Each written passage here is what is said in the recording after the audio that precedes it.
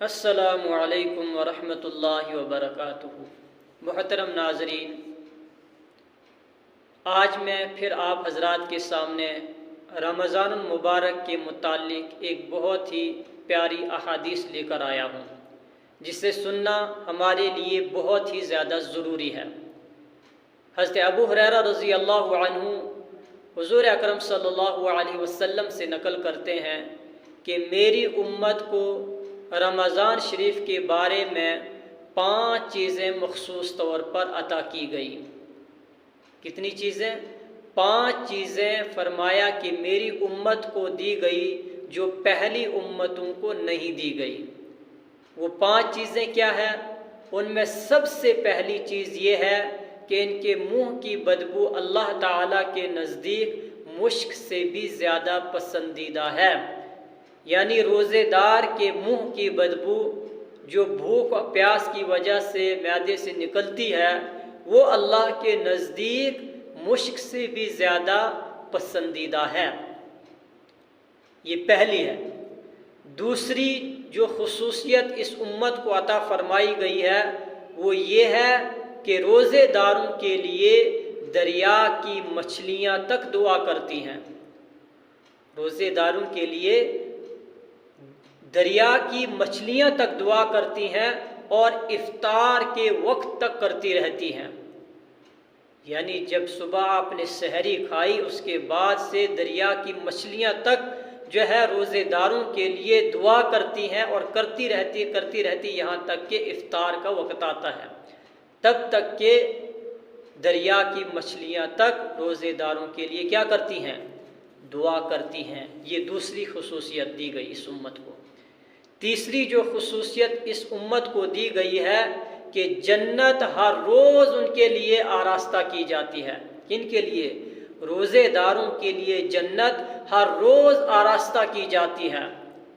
پھر حق تعالی شان فرماتے ہیں کہ قریب ہے کہ میرے نیک بندے دنیا کی مشقتیں اپنے اوپر سے پھینک کر تیری طرف آویں، یعنی جنت کی طرف آویں۔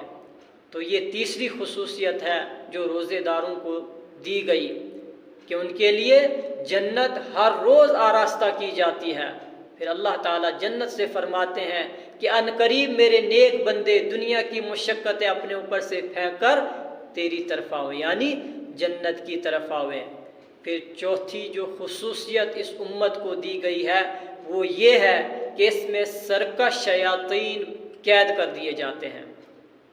یعنی رمضان کے مہینے میں سرکش شیاطین قید کر دیے جاتے ہیں کہ وہ رمضان المبارک میں ان برائیوں کی طرف نہیں پہنچ سکتے جن کی طرف غیر رمضان میں پہنچتے ہیں۔ تو سرکش شیاطین وہ اس مہینے میں قید ہو جاتے ہیں۔ اور 5ویں جو خصوصیت آپ صلی اللہ علیہ وسلم کی امت کو دی گئی ہے، یعنی رمضان کی آخری رات میں روزے داروں کے لیے مغفرت کی جاتی ہے۔ رمضان کے آخری رات میں جو آخری رات ہوتی ہے اس میں روزے داروں کے لیے کیا کر دی جاتی ہے؟ مغفرت کی جاتی ہے۔ صحابہ رضی اللہ عنہم نے عرض کیا کہ یہ شب مغفرت شب قدر ہے؟ فرمایا نہیں، بلکہ دستور یہ ہے کہ مزدور کو کام ختم ہونے کے وقت مزدوری دے دی جاتی ہے۔ یعنی جب رمضان المبارک کا آخری دن ہوتا ہے تو اس وقت اللہ رب العزت اپنے بندوں کی کیا کرتے ہیں؟